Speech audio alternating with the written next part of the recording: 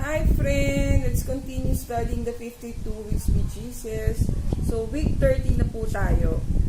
A divine divider. So yung start ng chapter 30 or day 30 is, or week 30 is eternal reversal. So yung the author started with a well-to-do man and his family living in a gated neighborhood in a wealthy community.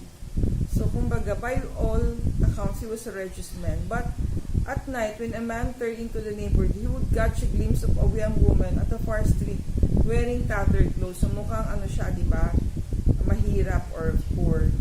But years later, when the man and the girl died at the same hour, so, yung isa, yung man is auto collision, yung woman naman, exposure to the gold. So, they went in the presence of God into eternal moment. When the man recognized Apostle Paul on the border between heaven and hell, he cried out for mercy. "I'm sorry," Paul said. "You already had heaven on earth, while she, the woman, just ignored live in hell. So I beg you, Paul, send her back to tell my family. Let her warn them." So di ba parang story yan ng rich man and Lazarus sa Bible na pinapaano din nung when they both died, sabi ng rich man is to send Lazarus back to warn his family. So, ang sagot is, they already have. Parang kasi yung the story of Lazarus and the rich man tells us na it's not enough that righteous tayo eh. Parang ano din yung treatment natin sa neighbor natin. Baka nakakalimutan na natin yung mga nasa tabi natin. So sabi nga, salaylayan ng lipunan, no?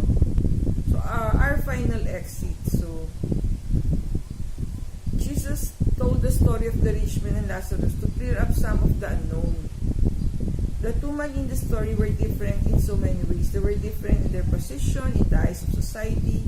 One was a somebody and the other was a nobody. They were different in their possessions. One was a billionaire and the other was a beggar. They were different in their passions. One loved gold and the other loved God. So who matters ba? The one who loved gold or who loved God? So saan ba tayo? Saan ba yung loyalty natin ngayon? Is it gold or God? Nobody gets to determine how they enter devotion. You didn't get to determine the place of your birth, the time of your birth, or even the color of your skin. What we do to get determined is how we live this earth. You didn't get to determine your entrance. You do get to determine your exit. So, kung paano tayo dumating sa world, sinasabi niya is wala tayong say, but the way we live the earth, meron tayong say. We can make the difference or parang no difference at all. Parang it doesn't matter na dumaan pala tayo dito sa world na yun. That's a challenge. So, live right, diba? So si Lazarus kasi diba is poor, he is covered with sores, he was hungry, emaciated, sick in every way, the complete opposite of the man on the other side of the grave, which is the rich man who's wearing yung luxurious clothes or mga cars, live in a mansion. So kung parang sasabihin nga, Lazarus live on hell here sa earth, pero love niya yung God. The poor man has something the rich man doesn't name. This is the only story that Jesus ever tells where one of the players has a name, which is Lazarus. So ano bang meaning ng Lazarus? The one God sells, in God I trust. Lazarus has a relationship with God. So siguro yung question sa atin is, do we have a relationship with God right now? Do we trust Him? Do we converse with Him? Do we ask Him for guidance? Do we ask Him for help amidst all the confusion ngayon natin sa world, diba? So look ahead. When the two men die, everything is suddenly reversed. Lazarus, who had nothing but God, now has everything. The rich man who had everything but God, now has nothing. So saan ba tayo? Are we Lazarus or the rich man? So yun yung challenge that we are having right now, diba? So people are not ready to meet God because they are so spiritually nearsighted. So parang the gospel also of the 10 virgins, di ba? Yung 5 full virgins, they brought oil for their lamp pero hindi sila nagdala ng extra.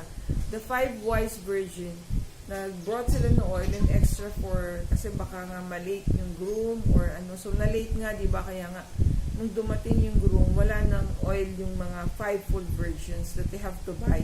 And when they go back to the church, sarado na siya. Parang sabi nga doon ni Jesus, who are you? I do not know you. So, gusto ba nating ganun yung mag-treat? Na siguro that's something that we have to reflect right now. Gusto ba nating maiwan? Are we ready or not? So, that is the question. So, listen to God. We are told to specifically that Lazarus was comforted. No more hunger. He is dining at God's table. No more sickness. He is permanently healed. No more poverty. He is walking golden streets surrounded by pearly gates. No more homelessness. He is living room custom built by the master carpenter. No more loneliness. He is now living permanently with a friend who sticks closer than a brother. So the rich man, this is another story. We are told that this man is tortured and tormented. So saan ba tayo? Sana sa Lazarus side tayo, no? Hindi yung rich man who is tortured and tormented. Lord, please help us to find our way towards your kingdom and towards establishing a good relationship. Kaya nga po inaaral natin sino ba si Jesus so that we can establish a good relationship with Him din po. So, tayo naman po, hindi po tayo perfect person. We are also finding our way towards yung spiritual enlightenment and relationship with God na sinishare po natin sa inyo. Lord, thank you for your word which guide us into all truth. Quicken my heart to receive and respond to your gospel today. So, where are you in this parable? So, yun nga yung tanong eh. Do you know God intimately, the Lazarus, or is this a wake-up call for you? So, that's something that we have to answer. Wake-up call ba yung parable ng rich man and Lazarus to us? Nasaan ba tayo ngayon? Are we Lazarus or the rich man? God bless us all. Thank you for watching. Stay safe. Stay healthy, everyone. Please subscribe to our channel.